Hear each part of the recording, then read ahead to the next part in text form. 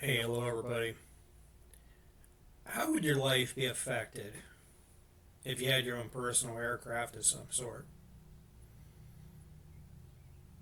I mean, first obvious thing is you be able to get around a little easier. You wouldn't be constrained by traffic. And whatever aircraft it is, you wouldn't have to. You could fly around in the boundary layer just above the treetops. It's not like you'd have to move about at 100,000 feet. The thing stopping the thing stopping this from happening is generally the poor design of aircraft. So, what if you could fly around without fear of crashing or dying in the aircraft? What if it's safer than driving a car? I'm going to show you right here with this drawing, this very, very simple drawing, because hey, you don't really need complex drawings to convey your thoughts or ideas.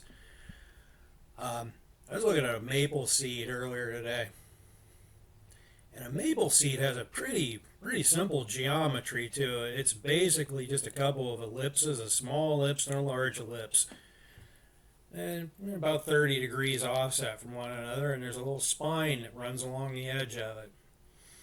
Well, what if you had a cockpit in the seed pit part, and you had a little aerodynamic protrusion coming off the one side? Because you have to remember, the reason that a maple seed flutters to the ground the way it does is it's asymmetric. It's not a balanced symmetry.